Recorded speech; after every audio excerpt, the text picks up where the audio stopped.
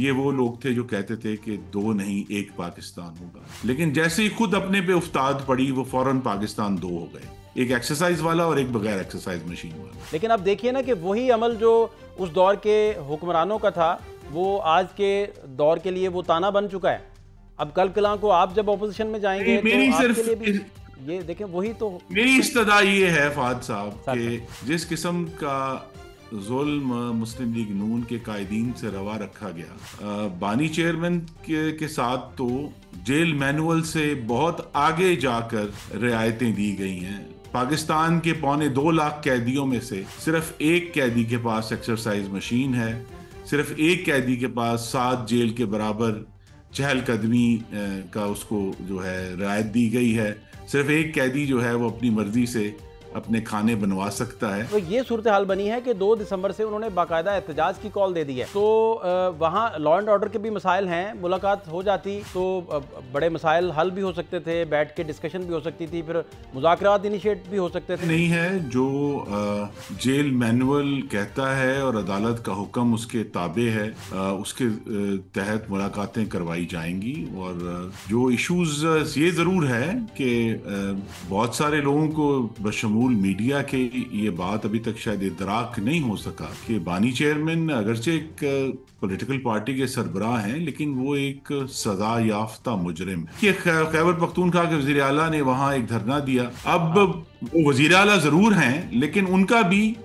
بنیادی کوئی حق نہیں ہے بانی چیئرمین سے ملاقات۔ درجنوں دفعہ ہم رانا ثناء اللہ سے ملنے جاتے تھے اور ہمیں ملاقات کرنے نہیں دی جاتی تھی، کہا جاتا تھا کہ صرف ہفتے میں 1 گھنٹہ ان کا خاندان ان سے مل سکتا ہے اور کسی کو جتنی دیر وہ جیل میں رہے ان کو کسی اور کو ملنے کی اجازت نہیں دی گئی۔ ایک تو عمران خان صاحب سے ملاقات نہیں کروائی گئی، تو اب یہ صورتحال بنی ہے کہ 2 دسمبر سے انہوں نے باقاعدہ احتجاج کی کال دے دی ہے، تو وہاں لا اینڈ آرڈر کے بھی مسائل ہیں۔ ملاقات ہو جاتی تو بڑے مسائل حل بھی ہو سکتے تھے، بیٹھ کے ڈسکشن بھی ہو سکتی تھی، پھر مذاکرات انیشیٹ بھی ہو سکتے تھے۔ اسپیکر سے بھی ملے یہ لوگ جا کے، لیکن ملاقات ہی نہیں ہو پا رہی، اور 4 نومبر سے ملاقاتیں بند ہیں، اور یہ سارا کا سارا کنسنٹ سے طے ہوا تھا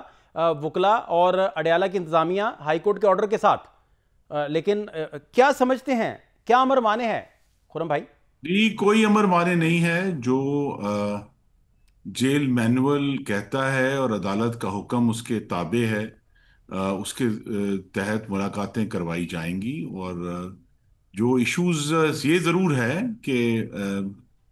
بہت سارے لوگوں کو بشمول میڈیا کے یہ بات ابھی تک شاید ادراک نہیں ہو سکا کہ بانی چیئرمین اگرچہ ایک پولیٹیکل پارٹی کے سربراہ ہیں لیکن وہ ایک سزا یافتہ مجرم ہے۔ تو لہٰذا اس کے مطابق ان کے جو حقوق ہیں وہ محدود ہیں، وہ لامحدود نہیں ہیں کہ آن ڈیمانڈ جو ہیں ملاقاتیں کروائی جائیں۔ 1000 کے قریب لوگ ان کو مل چکے ہیں، مزید کی لسٹ بھی آئے گی۔ میری توقع ہے کہ اگلے ہفتے جو ہے ملاقاتوں کا جو سلسلہ ہے وہ دوبارہ شروع ہو جائے۔ اچھا، آپ یہ خبر بتا رہے ہیں کہ ہو جائے گا شروع؟ جی نہیں، میری توقع ہے کیونکہ یہ معاملہ جو ہے وہ اب دیکھیے خیبر پختونخوا کے وزیر اعلیٰ نے وہاں ایک دھرنا دیا۔ اب ہاں، وہ وزیر اعلیٰ ضرور ہیں لیکن ان کا بھی بنیادی کوئی حق نہیں ہے بانی چیئرمین سے ملاقات کا۔ وہ ایک باہمی اشتراک سے اور تعاون سے ایسی چیزوں کا فیصلہ ہوتا ہے، لیکن اگر کوئی یہ کہے چاہے وہ وزیر اعلیٰ ہوں کسی صوبے کے ہاں جی۔ کہ میرا حق ہے کسی سے ملنا، تو وہ حق نہیں ہے۔ وہ جو ضلعی انتظامیہ ہے، جیل کی انتظامیہ ہے اور آف کورس حکومت پنجاب ہے، انہوں نے سب چیزوں کو دیکھ کر یہ فیصلہ کرنا ہے۔ لیکن پھر بھی میری تو یہی توقع ہوتی ہے کہ اسی بجائے یہ کہ قوانین کو جو ہے وہ پکڑ کر یہ ساری احتجاج کیا جائے، کہ اس کو باہمی رابطے اور تعاون کے ذریعے حل کرنا چاہیے۔ اور جو ان کی محدود ملاقاتیں خاص طور پہ ان کے خاندان کے ساتھ جو ہیں اور ان کے وکلاء کے ساتھ، اگرچہ ہم نے تو مسلم لیگ نون نے بڑے زخم کھائے ہوئے ہیں، مجھے خود یاد ہے کہ درجنوں دفعہ ہم رانا ثناء اللہ سے ملنے جاتے تھے اور ہمیں ملاقات کرنے نہیں دی جاتی تھی، کہا جاتا تھا کہ صرف ہفتے میں 1 گھنٹہ ان کا خاندان ان سے مل سکتا ہے اور کسی کو جتنی دیر وہ جیل میں رہے ان کو کسی اور کو ملنے کی اجازت نہیں دی گئی۔ میاں نواز شریف کے ساتھ بھی آخری 4 مہینے ملاقاتیں بند کر دی گئی تھی ہر قسم کی، اس سے پہلے کہ وہ نیب میں شفٹ ہوئے۔ تو لہذا یہ اس سے قطع نظر یہ ہے کہ اس سارے معاملے کو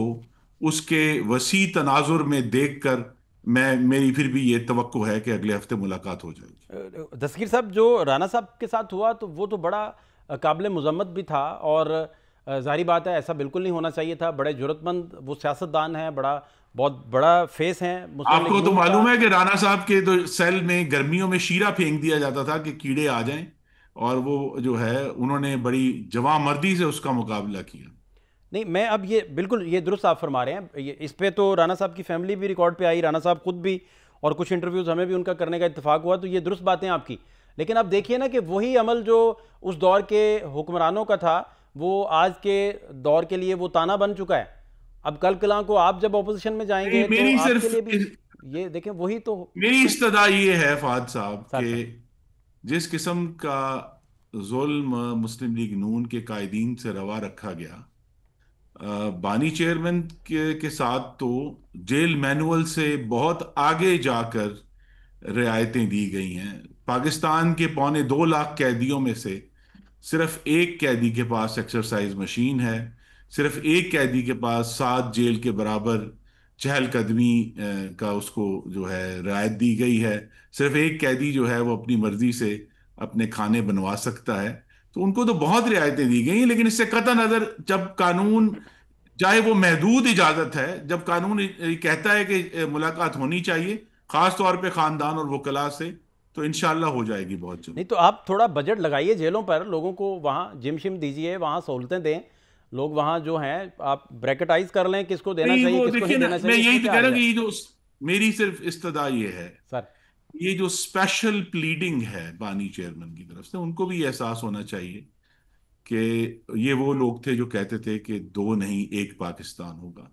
لیکن جیسے ہی خود اپنے پہ افتاد پڑی وہ فوراً پاکستان دو ہو گئے، ایک ایکسرسائز والا اور ایک بغیر ایکسرسائز مشین والا۔ تو لہٰذا ان کو خود بھی اس کا احساس کرنا ہے، لیکن ہم یہ پوری کوشش کریں گے انشاءاللہ کہ یہ معاملہ جو ہے جو ایک کنٹروورسی ہے یہ بہت جلد حل ہو جائے، ان کے جو وکلاء ہیں وہ ان سے مل سکیں۔ لیکن ایک ضرور ہے کہ اگر ان کی یہ توقع ہے کہ وہ جیل میں بیٹھ کر پوری طرح اپنی پارٹی کے معاملات کو چلائیں گے، تو یہ اس میں ضرور رکاوٹ آئے گی، لیکن جو ان کی وکلاء سے ملاقاتیں وہ ہوں گی۔ نہیں تو آپ سمجھتے ہیں کہ وہ انہوں نے کوئی ڈیل ڈول کی، کوئی اس طرح کا جیل میں رہنا پسند کر رہے ہیں؟ باقی لوگ بھی گئے جیلوں میں، بہت سارے نام گئے، لیکن پھر نکل آئے، پھر بعد میں پتہ چلا بہت ساری ڈیلز اس کے پیچھے تھی، بہت ساری چیزیں ریکارڈ پہ آ گئیں پھر، لیکن وہ تو اپنے سخت بیانات بھی دے رہے ہیں اور ساری چیزیں اپنی جگہ پر قائم شاید دکھائی دے رہے ہیں، تو پھر وہ نہیں دیکھیے، وہ سخت بیان دیں، اپنا موقف بھی قائم رکھیں، بہت اچھی بات ہے، لیکن ایشو یہ ہے کہ غالباً پاکستان کی یا دنیا کی تاریخ میں کم ہی ہوا ہے کہ ایک شخص جو ایک جرم کی سزا بھگت رہا ہے،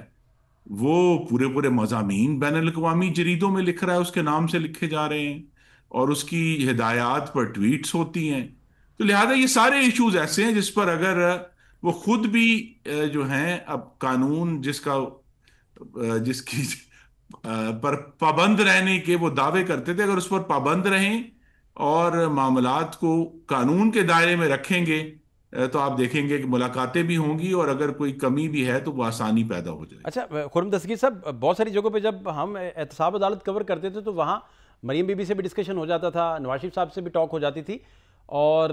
وہ اسی طرح رپورٹ ہوتا تھا، اور اسی طرح ہی وہ زینت بنتا تھا، کبھی ہیڈ لائن میں جگہ لے جاتی تھی، انٹرنیشنل جریدے بھی وہاں سے لفٹ کرتے تھے، تو یہ تو معمول کی باتیں ہیں، ایسا ہوتا رہتا ہے، یہ تو مطلب نارمل بات ہے۔